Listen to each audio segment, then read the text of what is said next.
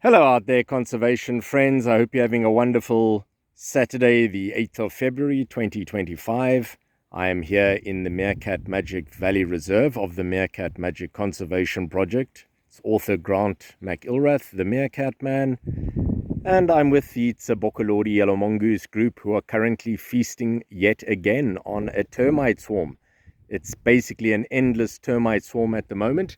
Over there you can see the youngest generation from October 2024, known affectionately as Squeaky Scoiattolo, the only surviving baby over the last 4 years. And there you can see they are starting to become more independent as they are learning to scratch for food by themselves. They are still getting provisioned by the adults.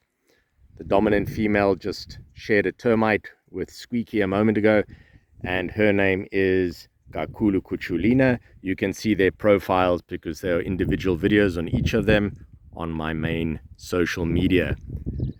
And there we have the dominant male, Giabonga, being completely vigilant again as he is watching out for possible danger. It's been a very hot day today, well over 44 degrees centigrade. And we still haven't had any rainfall, but that looks promising in the distance towards the Great Black Mountains in the north. There's a bit of wind picking up now, and I'm hoping that brings some of the rainfall from Cape Town direction. A bit of auto grooming there. We're going to have a bit of a look at the anatomy today, I've decided. So for those who have seen many of my videos since 2008, I have been following this particular family group for many generations since then. Let's have a look. So on the YouTube channel, I have a shop. You can check out all the different merchandise. There are thousands of items available. The shop is based in America, but they deliver all around the world. And I did post comments about how many digits are on the front feet of the yellow mongoose. And the answer is 5. For those who took part in the quiz, you will know if you are correct or not. And on the back feet, how many digits? The answer is 4. That's for Cynictis Penicillata, the yellow mongoose. And on the front feet for the meerkat, it's 4. And on the back feet, 4. Banded mongoose, the banded mongoose, I like just called the mongoose, has 5 on the front and 5 on the back. All right, let's have a closer look. Of course, the white tip to the tail is very characteristic of the Cynictis Penicillata, the yellow mongoose. And you can see underneath their feet, they have got hair. It's wonderful being so close to be able to see this. And there's a little urine mark by the dominant female. It looks almost like a vestigial unit on the front feet. There you can see it, almost like a little thumb. And they've got short nails on the front feet, which are very effective for doing just that. Look at that. Just shoving that piece of rock away as if it was nothing at all. They're very powerful animals and amazing diggers. You can also see the ears are very flexible and move around almost constantly. And look at those eyes, which was another part of the question on the posts I put up on the channel. How many digits has been answered.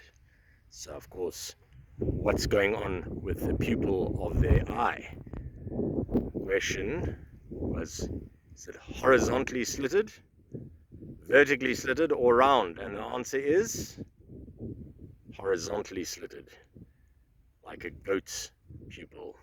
The meerkat's eye's pupil is round. All right. Dominant male just checking beneath the ground quickly. And you can see how these burrows are connected together in this wildlife hotel. The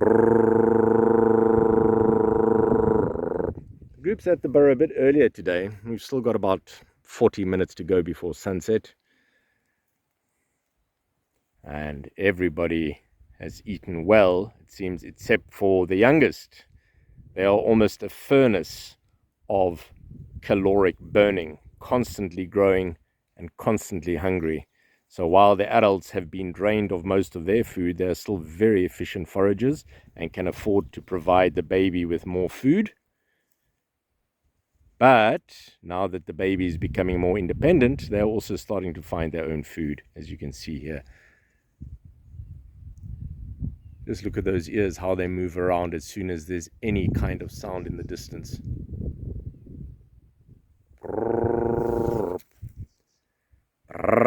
And of course there's a lot of excitement. There's a lot of vegetation moving in the breeze at the moment. And the little squirrel here is quick to respond to any potential threat.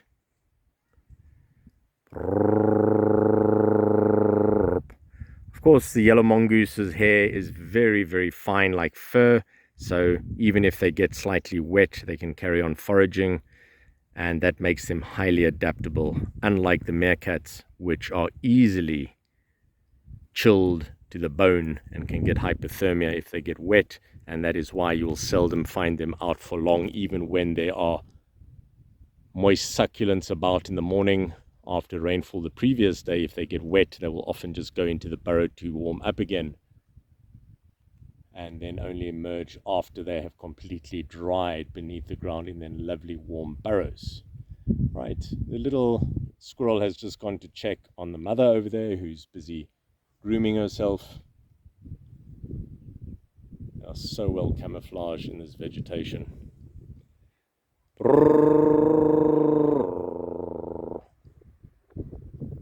They blend in beautifully.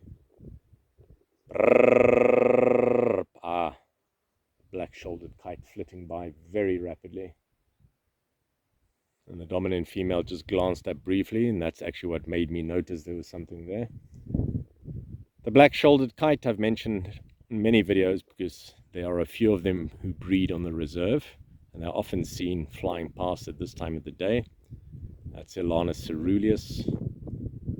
They are not a threat to this size of mongoose now. However, Squeaky is still very, very wary of them because they are potentially dangerous when there are babies around. Of course, Squeaky is no longer a target. But you can imagine this: if you grew up being afraid of something, even when you are older, you may still be afraid of it, even though you're no longer potentially food for that predator because of your size. But of course, how would Squeaky know that? It's quite an interesting concept, that. And of course, like most humans who grow up away from nature, many people have no concept of being part of the food cycle, because most of humanity is now living away from the threats of the larger predators.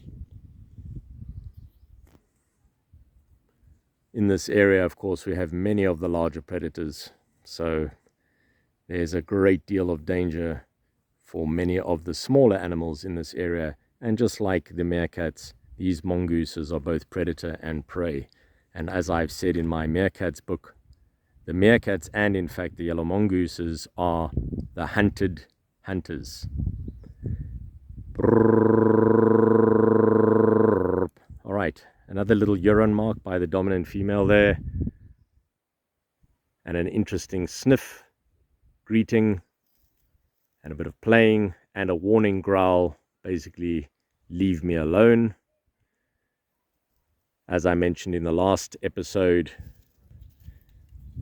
the parents are becoming a lot more dismissive of the younger generation here when they arrive to ask for food, as they are starting to learn that they don't need to tolerate the squirrel's behavior all the time, because squirrel is becoming much more independent.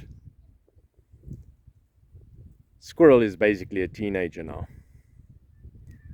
A lot of excitement with the bent tail being slightly puffed up. There's a bit of vigilance there by the dominant female. Our ears are moving forward. There's a lot of repetition in my videos for first-time viewers, and that's why I'm mentioning this again. When yellow mongooses stand up, their legs often stick outright away from their bodies, bent at the elbows, whereas meerkats almost always hang along their bellies when they are standing upright. So even in a silhouette, it is easy to tell the difference between the yellow mongoose and the meerkats when they are standing up,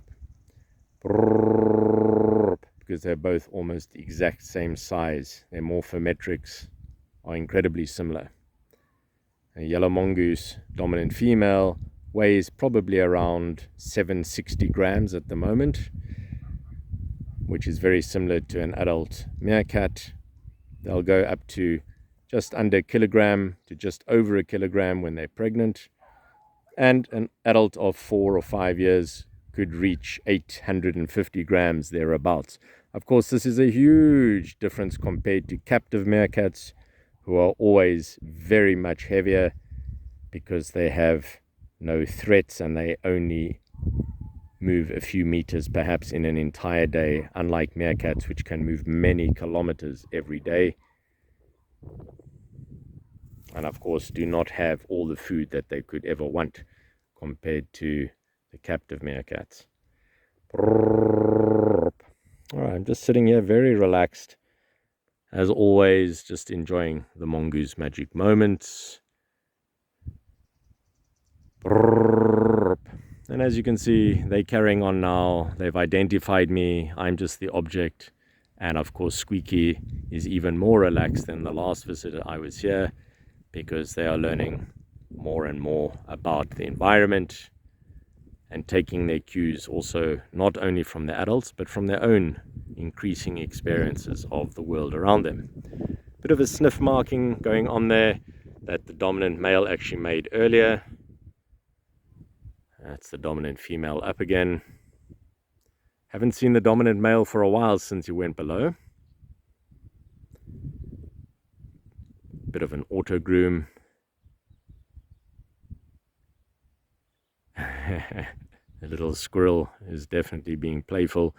It's very exciting for me to see them in such good condition. It really is, because I have been concerned. However, as I mentioned before, they're both predators and prey. That means there are a lot of prey items who are not doing so well with the decrease in food, but the predators, of course, are thriving.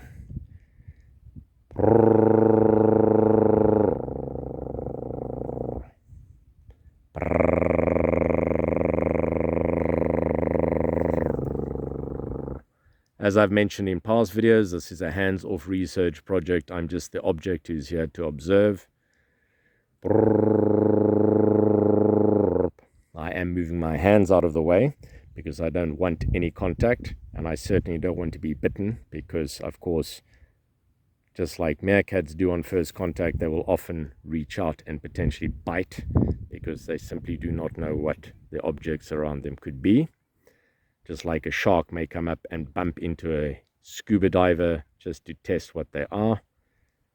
I certainly don't want to have any bite marks as trophies at the end of today. Unlike the meerkat, the yellow mongoose has extra teeth, and these are carnassial or cutting teeth, just going back to the anatomy. And the skull of the yellow mongoose is far narrower than the huge zygomatic arches, the eye orbits of the meerkats, which give them that characteristic, very heart-shaped head. It's very broad across the eye orbits. You can also see they also have an eye mask, smaller than the meerkats, but again, they are active in variable light conditions. So this is very interesting. Squeaky is actually licking this sand. There could be some minerals in there. It is not uncommon for animals to actually eat sand, that I have seen. There are often many micronutrients that they can get from that. In the distance, the hardy ibis which many viewers are familiar with. It is, of course, a bird. For those who are unfamiliar with the name, Hardy-da ibis is an onomatopoeic name given to the sound of the bird, which is similar to this. So, ha ha ha, Hardy-da. I don't call them the Hardy-da ibis by choice.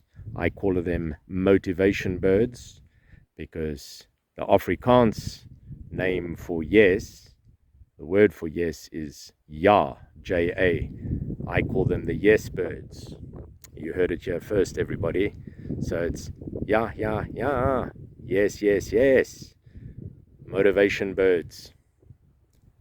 Or if you prefer, Bostrichia haggardash. You can Google that if you want. I don't make these names up. It's a horrendous sounding name. Bostrichia haggardash, the Hardy-da ibis. So they are part of the neighborhood watch because if they alarm,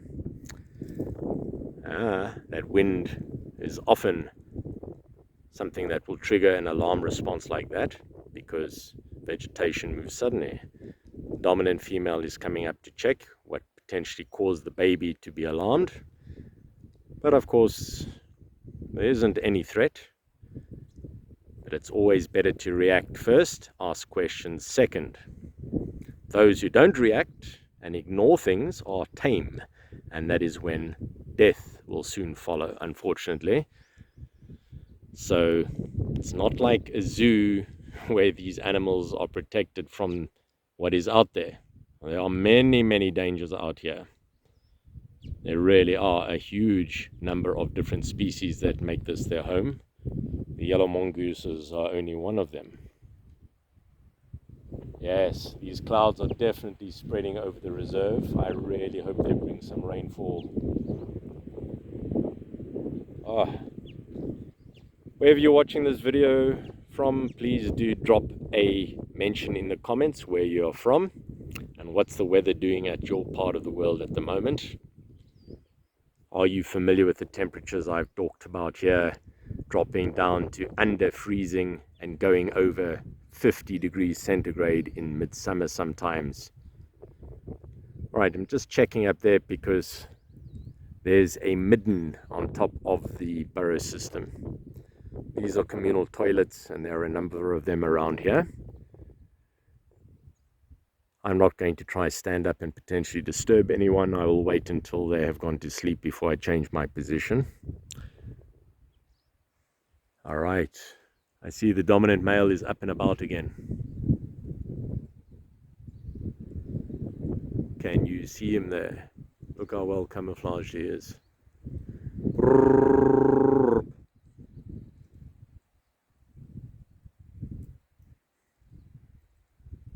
Can you see him?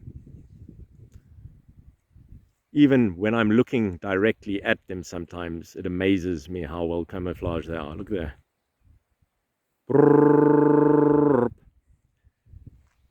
Incredible.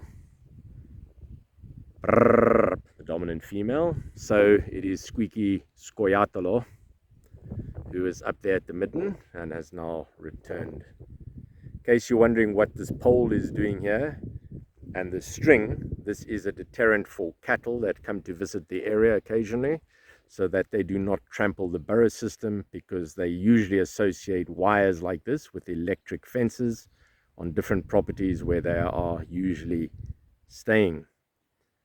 So this is not to stop other animals from moving under it, and it's not electrified. In fact, it's just string, but it stops the cattle from getting too inquisitive when they pass through the area.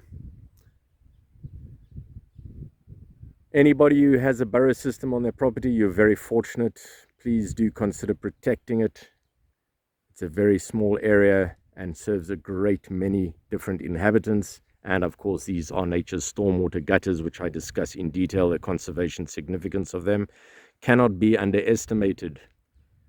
And I discuss this in detail in the Meerkats book 2016. You can find all the information in the comments section on all my videos.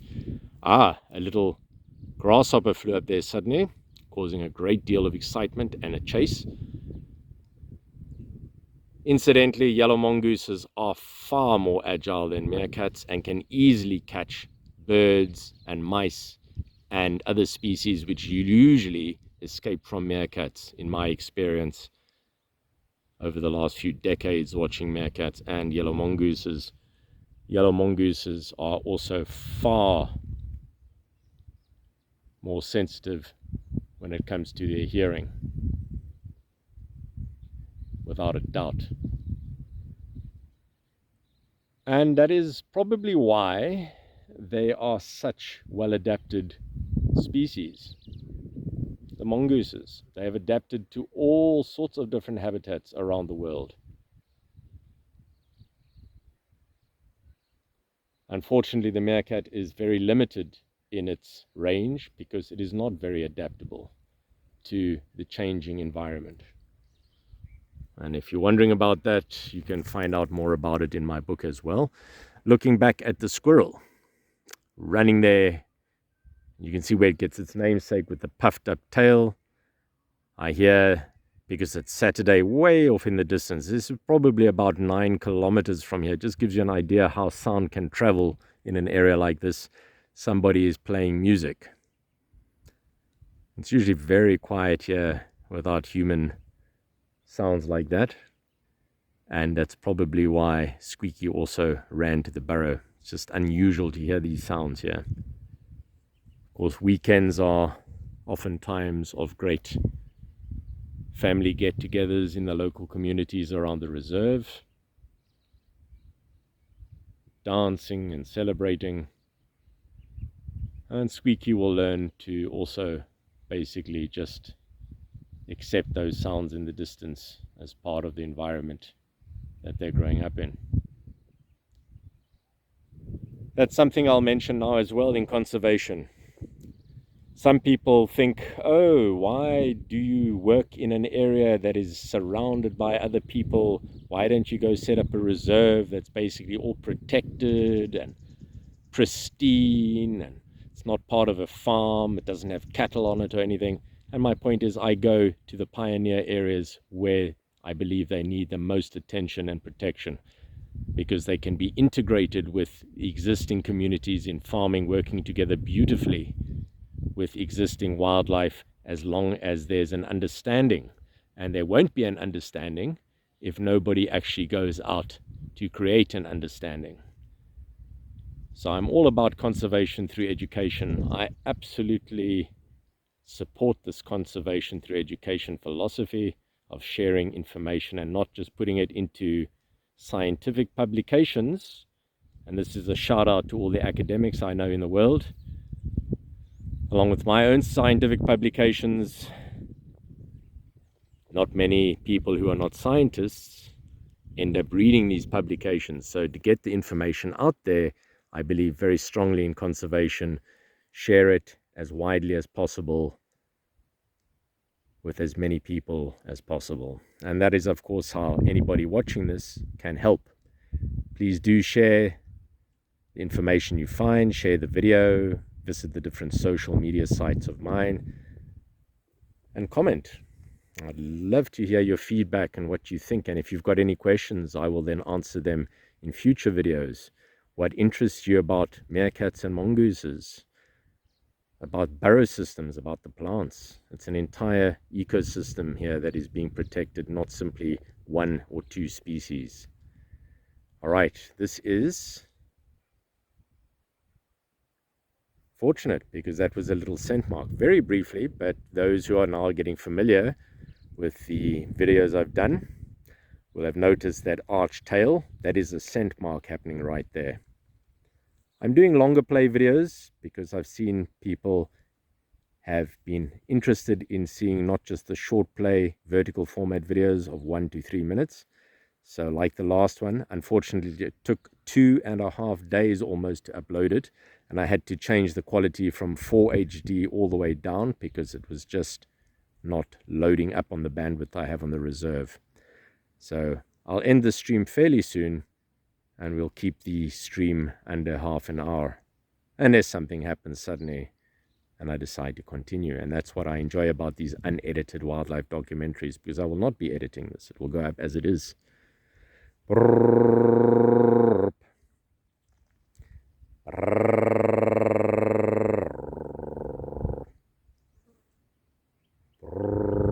Alright, the dominant male is back. Again, Giabonga. Ah, there's a strange smell coming through here. It's got his attention for sure. Alright, could be a predator. He's definitely much more alert. There's a little sniff mark and then an over mark. He's rubbing his face against it. Very similar to how cats behave. If anyone is not familiar with a cat that moves into a room of people, it will quite often go and sit in the middle of the room and rub itself against other people's legs, for example. And that is, of course, also scent marking and territorial over marking.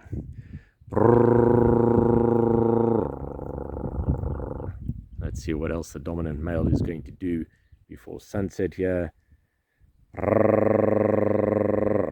Another sniff mark, and then another rub mark. So he's basically patrolling the burrow system. Aha, another guard. In the distance, dog is not even causing any alarm to them. There's a little urine mark very quickly. Aha, that's a dig mark. Some of these behaviors are very rapid. And there we have a very unusual to see. It did happen in the last video, and a very brief bit of burrow maintenance.